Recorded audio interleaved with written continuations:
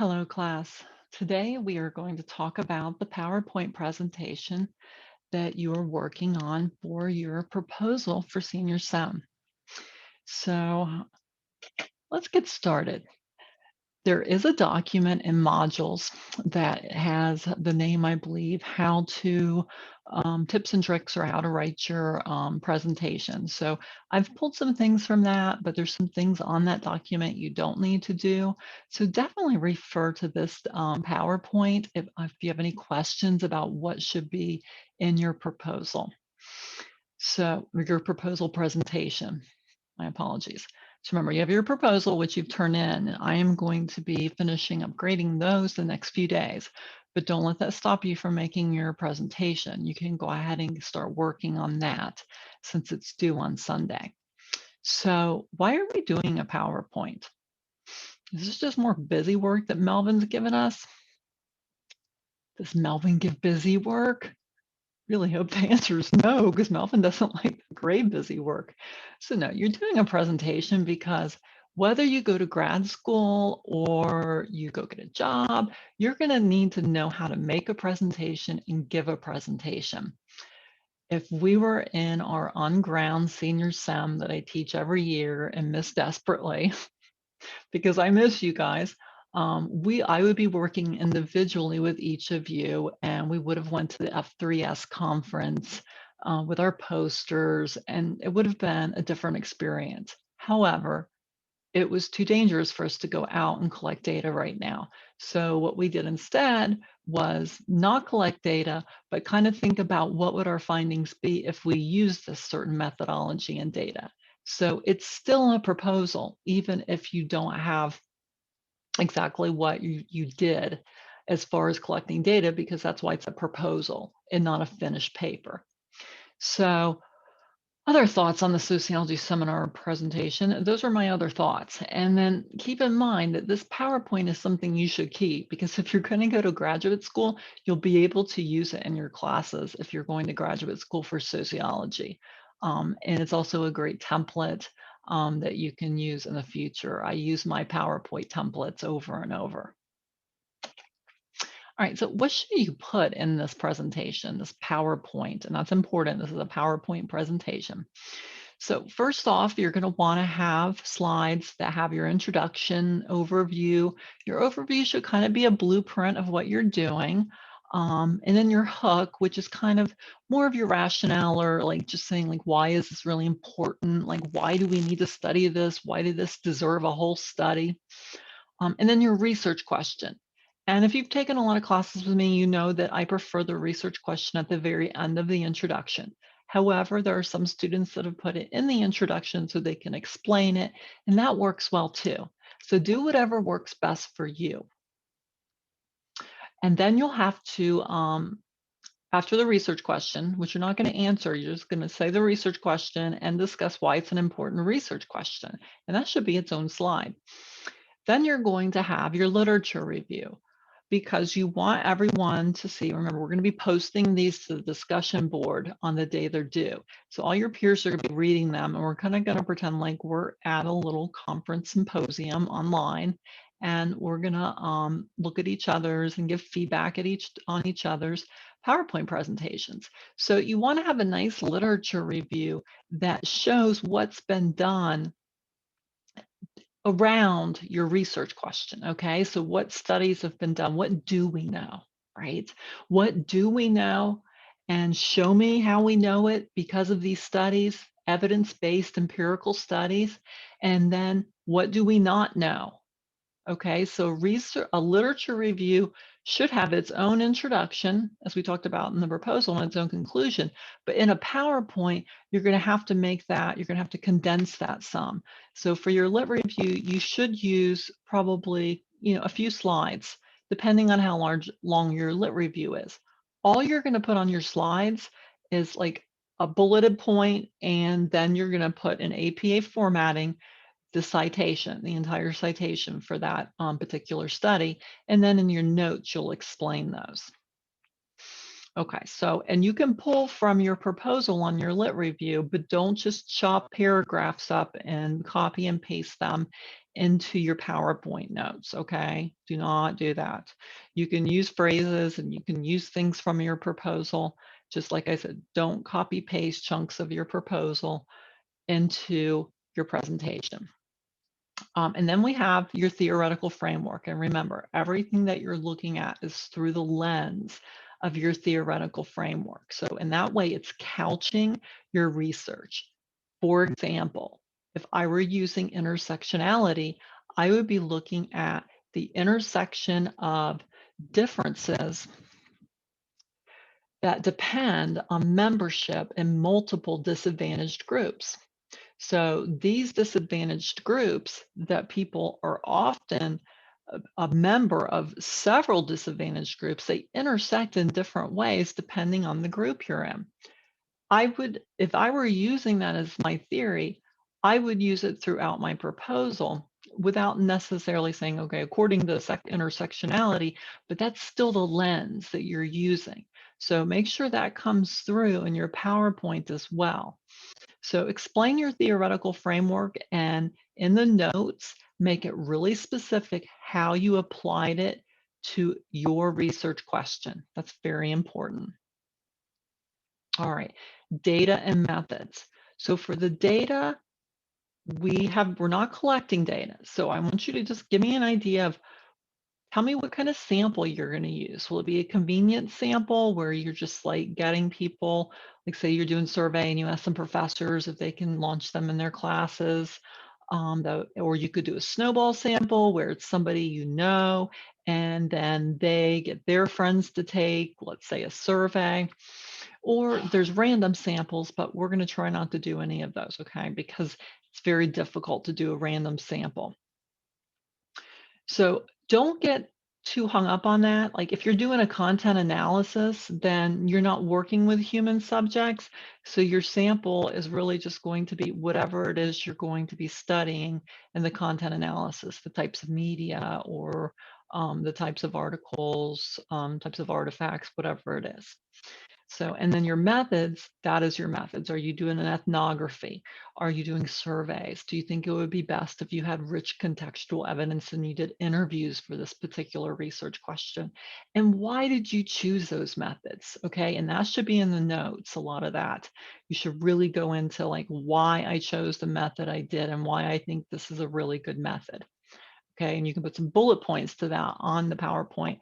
Really explain that in your slides.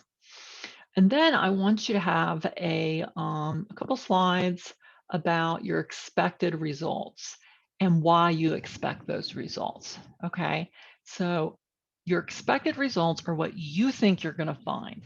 And I want you to kind of base that on other things that have been found, or maybe another paper that you wrote, or if you can find anything that is evidence-based that you can bring in to say, well, this is one of the reasons why I think I'm going to find this because this person did a similar study and they found this. Or you can just jump in there off the deep end and just try to explain those expected results without using other studies, but still you need a rationale. So make sure you explain why you think these are the results you'd get, your findings. So this is if you had gone out and collected the data and done the analyses, what do you think you would have found? Okay, it's rather subjective. Um, so I'm not going to go, oh no, that she wouldn't have found that. That's crazy. Whatever you think you're going to find, I just want you to be really clear about what it is and why you think you would find that. And if possible, have some evidence to kind of back that up. Okay, and then the conclusion, which always, always, always, remember, we circle back to the introduction and we talk about the research question again, why this is an important topic, um, what you found or what you think you might find, and then maybe add a sentence on how we need to do more research on this particular part of this research question or the research question itself. You could talk a little bit about policy, but definitely circle back and make sure that you reiterate all of the key points, which is your research question, why it's important, what you found. And then, like I said, if you have any other suggestions for policy or anything, that's where that would go as well. I hope that was helpful. So those are the components of your PowerPoint presentation. I do not have a minimum or maximum on the slide numbers. Some of these will take more slides than others. So obviously your research question is not going to be as many slides as your lit review. You need to do the amount of slides that it takes to do a good job, but not repeat yourself, okay? Make sure each slide speaks to one of these topics, okay? The top of each slide should have a heading as to which one of these bulleted points right here that you're looking at go with each slide, okay? And you may need, 4 slides for your lit review. I don't know, okay? That's up to you. I'd like for you to bring in some graphics as well. It would be great if you could find any graphs or charts or any kind of visuals that go along with the work that you're doing and this proposal. Just really try to make it, as interesting as possible. And we have a great example one in modules under the PowerPoint presentation. So notes. So definitely include notes for each slide. The notes should explain enough that your work could stand alone with the notes and you not explaining anything and people would understand it. Don't go crazy with the notes. Don't chop up your proposal and stuff, stick it in the notes, okay?